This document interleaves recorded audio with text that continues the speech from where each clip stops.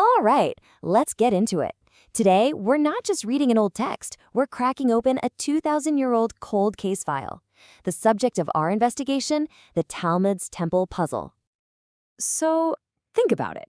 How do you solve a mystery when there's no crime scene, no witnesses, no forensic evidence? I mean, the entire place has been gone for 2 millennia. Where do you even start? Well, you treat the text itself as your evidence. So for this, we're going to look at the Talmud not just as a religious book, but more like the transcripts from an ancient detective agency. Just a group of brilliant minds trying to piece together a puzzle with nothing but the words on the page and pure, hard logic. Let's open the case file. What we're dealing with here is basically a divine logic puzzle.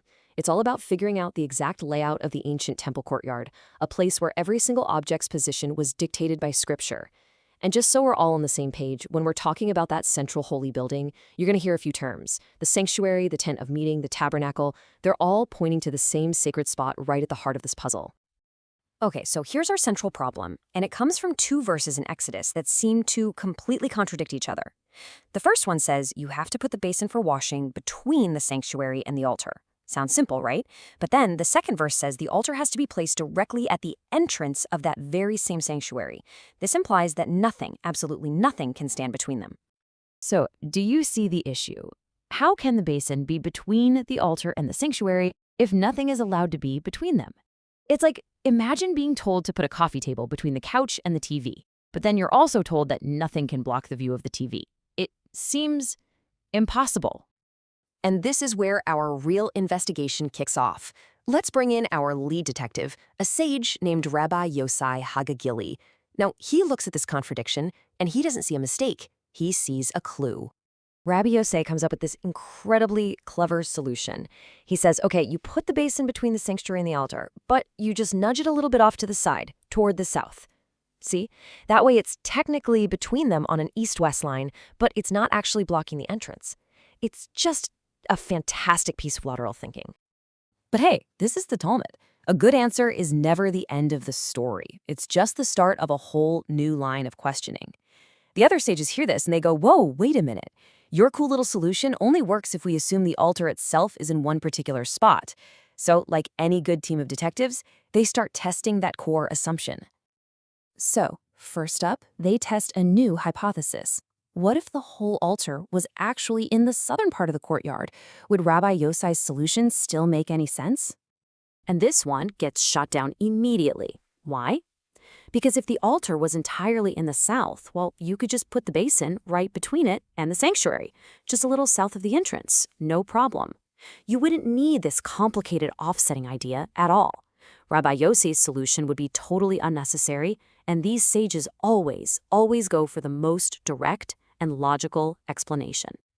Okay, so hypothesis 1 is a bust. What about another one? What if the altar was massive, straddling the courtyard with half of it in the north and half of it in the south?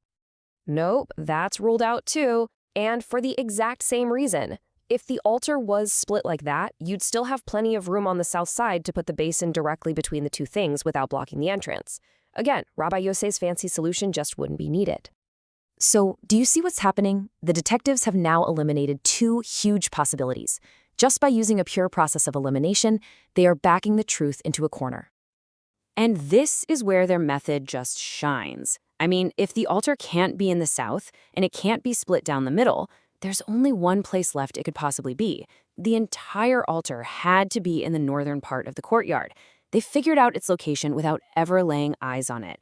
But there's still one little piece that doesn't quite fit. If the whole altar is in the north, why not just put the basin on the north side, between the altar and the sanctuary wall up there? Why did Rabbi Yosai have to specify that it was pushed to the south? There must be another rule, another clue they haven't considered yet. And there it is, the smoking gun, the final clue that makes the whole thing just click.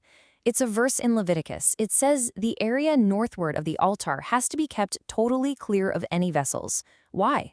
So they'd have room for slaughtering certain sacrifices. This is the missing piece. Of course they couldn't put the basin on the north side. The only option left was to push it south.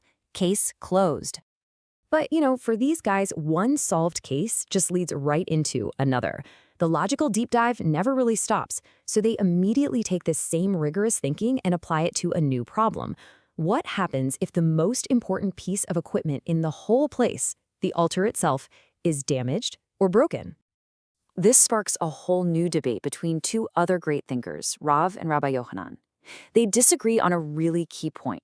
If the altar breaks, what's the status of the animals meant for sacrifice? Rav says, look, only the animals you've already slaughtered are invalid. The living ones can just wait. But Rabbi Yochanan says, no way, all of them, even the live ones, are disqualified. Their whole argument really comes down to this idea of whether a living thing can be permanently deferred. So where do they look for an answer? You guessed it, right back to the text. They find a verse that says, "You shall slaughter upon it your burnt offerings." Now, they know you don't literally slaughter animals on top of the altar. So what could upon it possibly mean? They figure it must mean that the slaughter is only considered valid on account of the altar being whole and complete, or shalan. But this is where Rav makes the final critical point that just cracks the whole case wide open. He agrees the slaughter is important, sure, but he points out that the most essential part of the whole ritual is presenting the blood on the altar. You can slaughter an animal anywhere in the courtyard, but you can only finish the job at the altar. So if there's no working altar to receive the blood, the entire offering is invalid from the start. That means any animal slaughtered while that altar is broken is disqualified, simply because that final crucial step is impossible. So we've just followed these ancient detectives through two really intricate cases. What's the big takeaway here? Why does any of this matter? Well, it's that the process, the way they think, is the whole point. What we've really been watching is a masterclass in a very specific type of thinking. This is their toolkit. Every single word is treated as evidence. They test every single possibility until only one is left standing.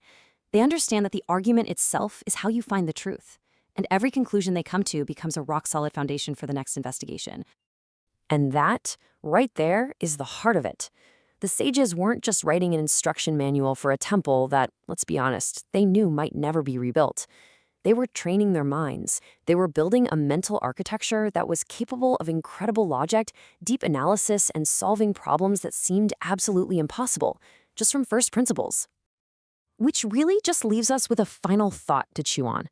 In our world, a world full of complex data, misinformation, and arguments that go nowhere, what could we solve if we applied this ancient toolkit? What problems in science or law, or even in our own daily lives, could we crack open if we just treated our evidence with this much precision and our logic with this much rigor? The tools might be 2,000 years old, but the puzzles are waiting for us right now.